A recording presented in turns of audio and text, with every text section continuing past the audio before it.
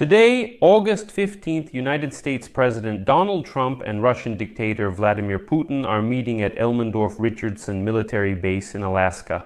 The main focus is Russia's war against Ukraine and possible negotiations. And at the same time as preparations for the negotiations, there is an intensification of fighting on the front in Ukraine, which experts link to attempts by both sides to influence the starting conditions of the talks. In this episode, we'll cover the military context of the Trump-Putin meeting, what's happening on the front, each side's actions, and the North Atlantic Alliance's role.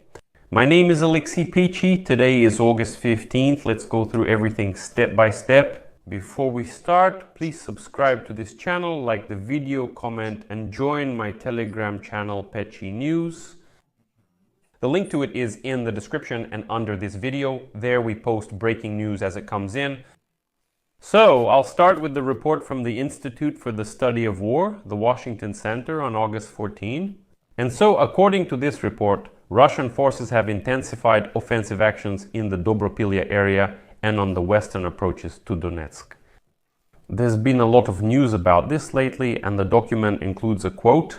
The goal of these Russian attacks is not to change the front line, but to create the illusion of initiative ahead of key negotiations. So, the Institute for the Study of War concludes that all these infiltrations that have recently taken place from the Russian side in the Dobropilya area are all to create an image, a media image, ahead of the negotiations in Alaska.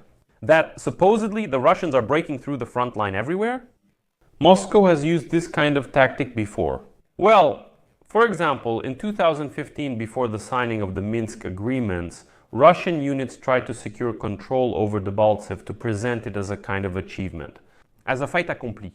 We recall the Debaltseve tragedy occurred just before the first Minsk agreements were signed.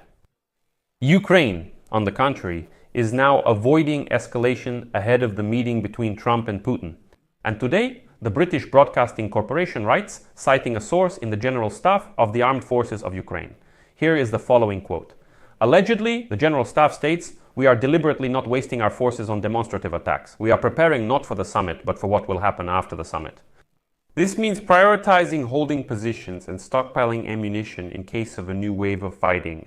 And if nothing is decided after Alaska, there will be no ceasefire, and Putin will try to intensify the fighting. President Volodymyr Zelensky of Ukraine said yesterday, Putin is bluffing, trying to apply pressure before the Alaska meeting and make it seem that sanctions don't work. In reality, sanctions are hitting the Russian economy. Yes, Russia has tripled the artillery, but also tripled the losses.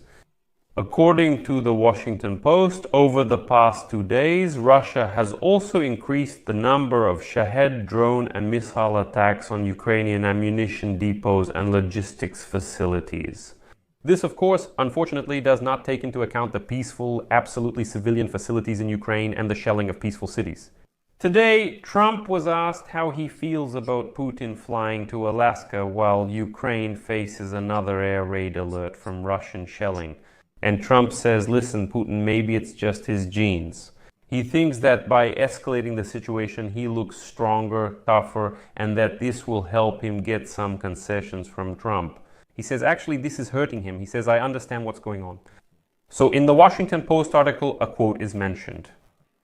These drone and missile strikes on Ukraine's ammunition depots and logistics sites don't alter the strategic balance, but they create pressure the Kremlin wants to shift onto the country. The negotiating table, Ukraine's Western allies are now changing their actions to consider the negotiation process.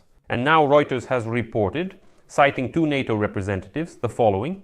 We want Kyiv to come to the negotiations not empty-handed, but with the ability to repel any attempts by Moscow to dictate terms. And among the measures that Europe is now taking toward Ukraine are the accelerated delivery of IRIS-T and Patriot air defense systems, the supply of Army tactical missile system missiles, and the ramping up of artillery production. In addition, Brussels has now synchronized the schedule of military deliveries with the diplomatic calendar. In particular, the European Union understands that the outcome of the meeting in Ankara largely depends on Ukraine's military resilience. Therefore, Importantly, a decision has been made to speed up any and all arms deliveries to Ukraine so that the message is clear. The West does not intend to back down. And here I would like to remind you that indeed, in the past couple of weeks, you have seen that Europe has started to actively purchase American weapons. And you have seen these packages of $500 million, $500 million, and so on and so on. Right now, Germany is the most active in this matter. There was a marked increase in arms supplies to Ukraine, demonstrating Europe's readiness to boost support. Along with military support, a sanctions package is ready if talks fail. Euroactiv reports that the European Union and United States plan coordinated restrictions on energy, metallurgy, and transportation. And one of the European diplomats stated that this should show Putin that the price for refusing peace will only increase. Thus, the negotiations in Anchorage between Putin and Trump are taking place against the backdrop of coordinated actions by both sides to create a favorable image for themselves. This is a very, sensitive topic. Russia is now demonstrating offensive activity, striking Ukraine with missile drones, showing that it is making breakthroughs at the front, while Ukraine, on the contrary, is showing restraint, readiness for prolonged defense if necessary, but most importantly, restraint. We're showing we're ready for real negotiations, and NATO is determined to keep supporting Kyiv. That's good. As a conclusion, I can say that the military and political background of this meeting in Alaska shows that the negotiations will take place under pressure with mutual demonstrations of strength. The outcome of these negotiations depends on diplomacy and which side can persuade the international community of its position's strength.